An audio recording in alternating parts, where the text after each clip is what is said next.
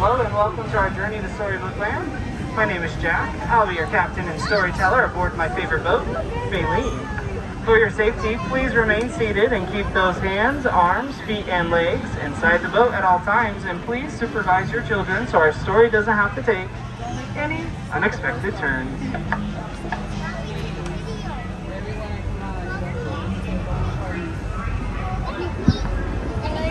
Now, most people travel to enchanted worlds through the pages of a book, but for those who visit in person, often find their way in quite magical or even menacing.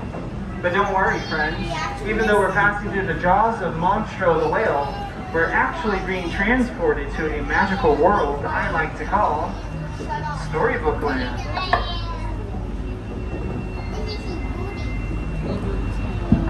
And like with every good story, ours begins with a once upon a time, or in our case, with a big bad wolf, whose cave is just on the left-hand side.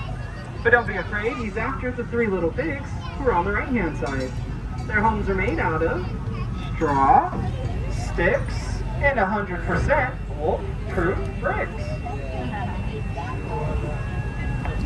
As our story takes a strange turn, we arrive at a quaint English village, home to a young girl named Alice.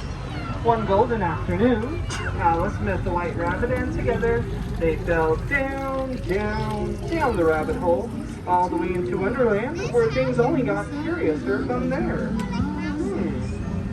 On your second star to your right, you have London Park. London Park is home to the darling children, Michael, Wendy, and John.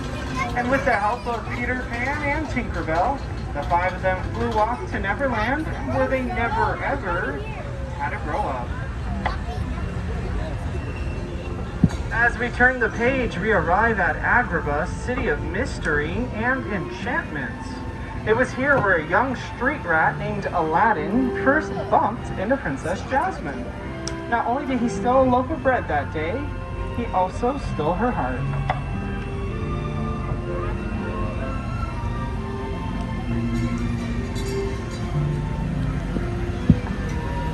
Love and light shines bright here in Storybook Land, just like the arches right above us. These shining, shimmering, and splendid arches are the very same ones Princess Jasmine and Aladdin saw on their magic carpet ride as they went over, sideways, and under to a whole new world.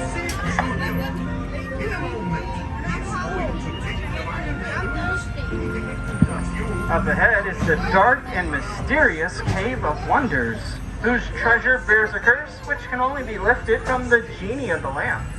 Legend has it, whoever sets the genie free will be granted 3 wishes. Why don't we take a set and make a wish?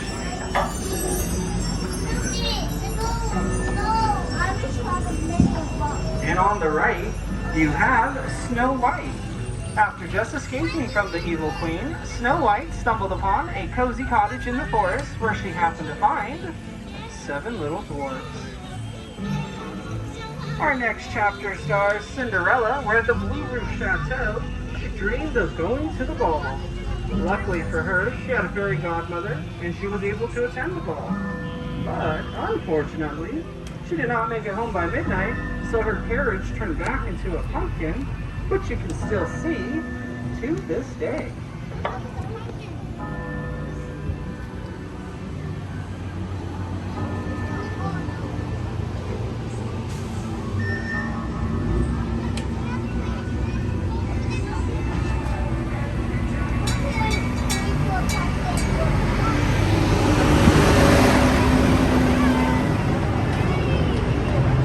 As we take a page from Cinderella's book, we find out that a dream is a wish your heart makes.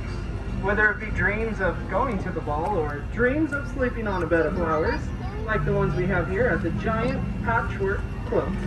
The flowers here are based on the 1933 film Silly Symphony cartoon, Lullaby Land.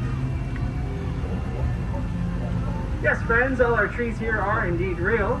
Thanks to our personal gardener, Tinkerbell, she was able to sprinkle pixie dust on them so they would stay teeny tiny for the rest of their lives. It's stories like these that continue to inspire new ones. Stories like that of The Wind in the Willows with Mole, Rat, and Mr. Toad, whose stately manner is coming up on the left-hand side. But it does appear that J. Thaddeus Toad is not in right now.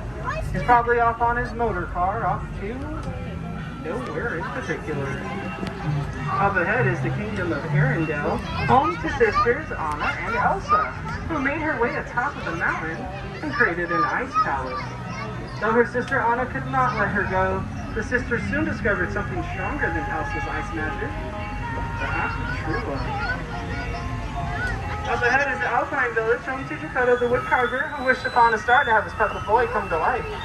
When Pinocchio saved Geppetto from Monstro the Whale, the Blue Fairy granted his wish, and Pinocchio became a real boy. And speaking of wishes, have you heard of a little mermaid named Ariel? She had a wish to become a part of our world. This is where she met Prince Eric, whose castle is on the right-hand side. And though her story ends here, it began on the left-hand side at the underwater city of Atlantica, home to King Triton and all his sons. And at this time, our story does end with a happily ever after. I do want to thank you for joining us to our journey to Storybook Land. A couple of reminders before we go. Please wash your hands, arms, and fingers as we approach the dock. And please remain seated until I count to 3. Thank you, and I hope you have a magical day.